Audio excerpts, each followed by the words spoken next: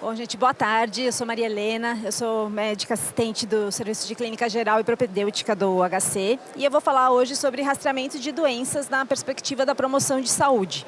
Então, a gente vai ampliar um pouco aí a discussão em relação até às doenças cardiológicas. Então, promoção de saúde é o processo de capacitação da comunidade para atuar na melhoria da sua qualidade de vida e saúde, incluindo uma maior participação no controle desse processo. Então, acho que é um ponto que a gente vai ressaltar várias vezes nessa apresentação, que é o cuidado com a escolha, com a decisão compartilhada com os nossos pacientes. A atuação da promoção de saúde vai em termos de rastreamento, profilaxia e aconselhamento. Então, dentro dos níveis de prevenção, a gente tem a prevenção primária, que é quando a pessoa não tem a doença, então uma vacina ou uma profilaxia com aspirina, né, ou uma outra medicação que pode ser usada.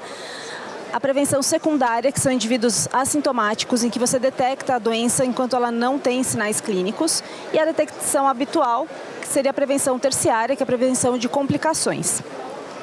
Então, o rastreamento, a gente vai ter como ideia identificar indivíduos assintomáticos para aquela doença ser rastreada, de modo que a gente desvie o curso da clínica dele de ter sintomas e ter um quadro clínico irreversível para ele ter uma melhora da sua qualidade de vida e duração da saúde. Alguns princípios básicos de rastreamento que a gente vai lembrar aqui são que a doença rastrear, ela tem que ter alta incidência e prevalência. Tá? Se a gente pensa num rastreamento populacional, com alta morbidade e mortalidade. Por isso que a gente faz rastreamento de hipertensão, diabetes. Um longo período pré-sintomático, né? Então, não adianta a gente rastrear uma doença em que logo o paciente vai ter sintomas e que a gente poderia detectar pelas vias habituais. O teste de rastreamento, ele tem que ter alta sensibilidade e ele serve como uma peneira para a gente fazer testes posteriores, né? Então, sempre que o indivíduo é rastreado, ele vai fazer uma medida, alguma outra medida de diagnóstico posteriormente, né? Então, se ele faz uma aferição de pressão arterial alterada, isso vai ser confirmado. Uma glicemia alterada, ele vai fazer outros testes diagnósticos. Boa especificidade e, de preferência, um bom valor preditivo positivo. Fácil execução e boa reprodutibilidade para que indivíduos que fazem esse teste de rastreamento em diferentes contextos consigam ser comparáveis. E ele tem que ser um exame pouco invasivo com alta adesão do paciente para que isso se mantenha ao longo do tempo. Essa doença ser rastreada, ela tem que ter um tratamento precoce disponível. Não adianta a gente fazer o diagnóstico e não mudar em nada a terapêutica desse paciente. Esse tratamento precoce, ele tem que ser acessível rapidamente e eficaz. Não adianta a pessoa fazer a mamografia, tem um nódulo e ela vai para a fila da cirurgia, vai para a fila da quimioterapia e não adianta nada ele ter feito esse diagnóstico precocemente. O tratamento precoce tem que comprovadamente reduzir a mortalidade, né? Então, a gente tem que ganhar tempo de sobrevida com qualidade para aquela pessoa. E tem que gerar poucas complicações. Embora a gente não pense muito no dia a dia, né? Então, às vezes, quando o paciente vem, quero fazer todos os meus exames de check-up, a gente acaba pedindo muita coisa sem pensar, a gente tem que pensar que isso tem implicações éticas, né? Então, primeiro, a gente tem que se preocupar em não lesar o paciente, não gerar nenhum tipo de desconforto ou problema para ele. Essas doenças rastreadas não podem causar discriminação, né? E não deve haver nenhum conflito de interesses com a gente. Os custos diretos e indiretos do rastreamento devem ser aceitáveis, com uma boa relação custo-efetividade e aplicável em massa e de maneira sustentável, né? Então, em geral, esses exames têm que ser repetidos periodicamente e isso você tem que garantir na sustentabilidade do sistema. Alguns vieses dos estudos de rastreamento que a gente pode ter são, por exemplo, o viés de seleção, em que indivíduos de cara mais saudáveis, com estilo de vida mais saudáveis, talvez se proponham a fazer mais o rastreamento e eles já teriam um melhor prognóstico, uma melhor sobrevida antes mesmo de fazer o rastreamento. O viés de duração da doença, né? Então, a gente teria aqui, principalmente para cânceres, você tem a mesma doença com comportamentos diferentes, né? Então, a gente tem alguns tipos de câncer, por exemplo, o câncer de próstata, em que você tem alguns indivíduos que têm um câncer extremamente agressivo, que em pouco tempo ele tem metástases e gera morte, e pessoas com câncer de próstata bastante indolente, em que você vai encontrar ali em estudos de autópsia uma porcentagem muito grande de pessoas acima dos 80 anos que têm câncer de próstata. Quando você faz um corte ali de rastreamento, a sua probabilidade é de realmente identificar mais pessoas que tinham um curso indolente do que esses que têm o curso rápido aí, que talvez tenham feito o exame o ano passado, que nem chegaram aqui. Então, você aumenta a probabilidade de rastrear doenças que seriam intrinsecamente com melhor prognóstico. Para isso, né, quando a gente propõe o rastreamento de uma doença, a história natural da doença tem que ser muito bem conhecida e o efeito das intervenções propostas também tem que ser conhecido. Outro tempo que a gente tem que pensar nos estudos como viés, nos estudos de rastreamento, é o viés de tempo ganho. Então aqui a gente tem duas pessoas que são aqui gêmeas, né, irmãs gêmeas que começaram a ter a doença no mesmo dia. Uma foi lá, fez o teste de rastreamento, fez o diagnóstico nesse ponto, começou a tratar e morreu nesse dia, sabendo esse tempo aqui de diagnóstico, né, com sobrevida com diagnóstico. Por exemplo, aqui, sei lá, 5 anos. Essa outra pessoa começou a ter a doença no mesmo dia, não fez o rastreamento, ela fez o diagnóstico quando ela começou a ter sintomas e ela teve uma sobrevida menor, por exemplo, 2 anos. O rastreamento aqui aumentou em 3 anos a sobrevida dos pacientes. Se a gente for ver, elas morreram exatamente no mesmo dia, né? Então aqui é o viés de tempo ganho, não é real esse aumento de tempo de vida. O que eu tenho que avaliar? Será que essa pessoa aqui viveu melhor? Né? Então essa daqui teve metástases, teve internações, complicações que tornaram essa sobrevida dela com uma qualidade de vida pior do que essa? Ou será que é o contrário? Essa fez cirurgia, fez quimioterapia, viveu com o estigma de ter uma doença e acabou não ganhando. Então são aspectos que a gente tem que considerar. Então estudos novos são lançados e a gente tem que observar se o que a gente está lendo realmente traz benefício para o paciente em algum aspecto.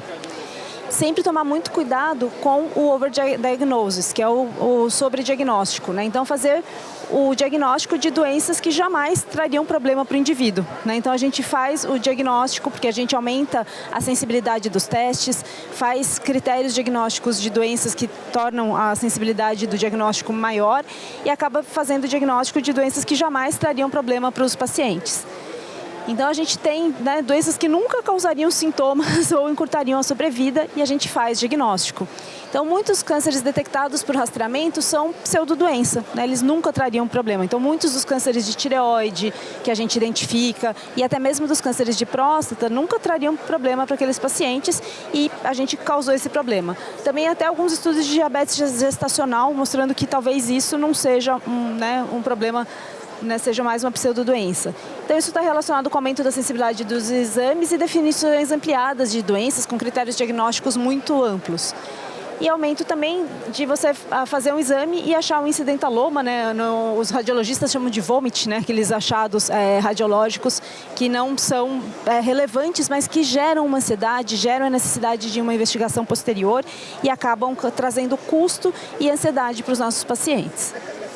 Então, aqui tem alguns exemplos, né, desses cânceres aqui que a gente tem, que você tem, por exemplo, o câncer de tireoide, né? Então, aqui é desde a década de 70 até 2010, a gente tem um aumento muito grande da ocorrência de diagnósticos de câncer de tireoide, mas a mortalidade dele manteve-se estável, sugerindo que talvez a gente fez um monte de diagnósticos que não mudaram em nada. O próprio melanoma, muito aumenta a incidência, cânceres de rim, que é facilmente encontrável por exames de imagem, né?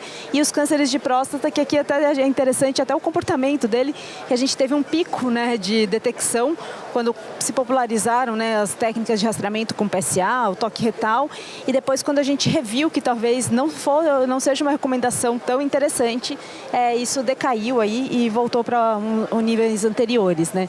E é o próprio câncer de mama, em que você tem uma ascensão da prevalência, mas sem mudar a mortalidade ao longo dos anos. Então, como é que a gente tem que lidar com os excessos, né? Então, a relação médico-paciente ela tem que ser com uma comunicação clara e compartilhando os riscos e benefícios, né? Então, às vezes, quando o paciente fala, quero fazer todos os exames, é bom fazer todos os exames, né? Quais são eles? Então, acho que é importante uma abordagem bem fundamentada na ciência, um foco maior na história no exame físico, né? Para ver o que é necessário ou não, e ver o que é rastreamento mesmo e o que é investigação.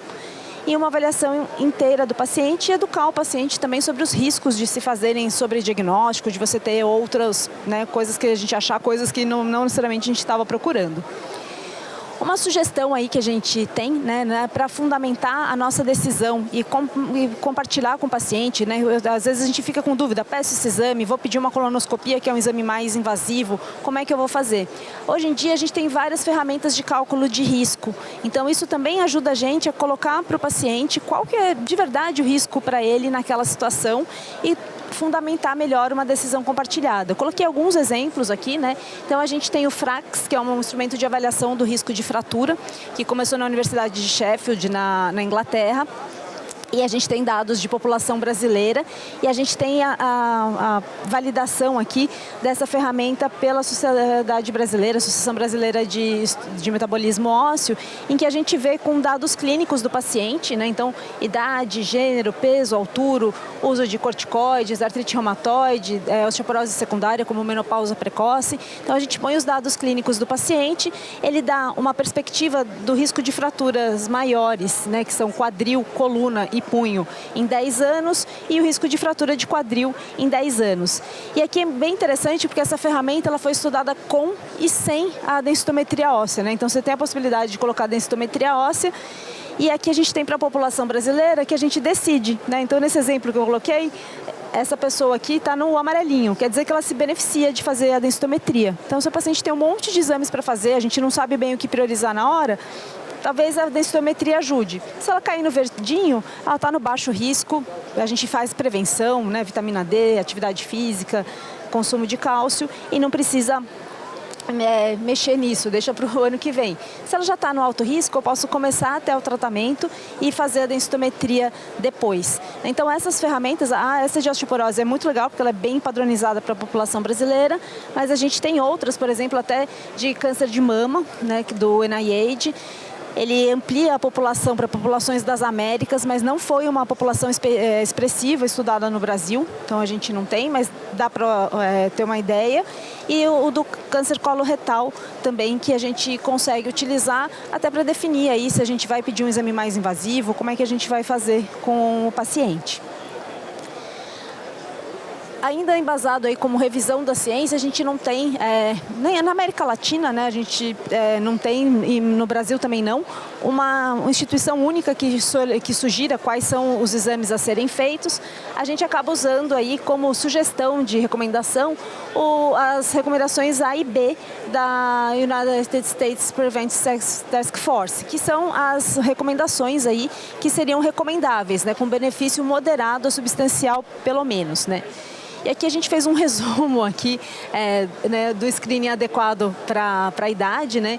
Então, para homens e mulheres, né? Então, a gente tem de hipertensão para todas as pessoas, diabetes, dislipidemia, obesidade, as sorologias das doenças, né, infecto-contagiosas, tuberculose latente, que é para populações específicas, né? Rastreamento de depressão, né, para todo mundo. Rastreamento do uso de álcool e drogas, que às vezes a gente esquece, né? Conforme vai aumentando aí o risco cardiovascular, que também é uma calculadora, né? A gente pode usar o SCVD, pode usar outras calculadoras de risco.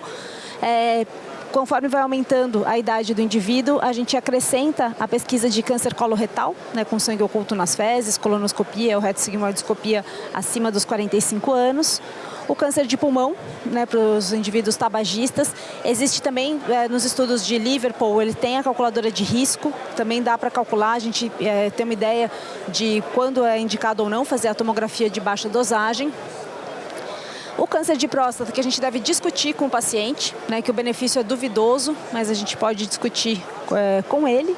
E o aneurisma de aorta abdominal para os tabagistas homens, né, acima de 65 anos. Para as mulheres, além dessas doenças, a gente tem outras, né, que são também importantes. Queria ressaltar a clamídia gonorreia, né, para mulheres abaixo dos 25 anos, que é uma fonte importante de infertilidade por doença inflamatória pélvica.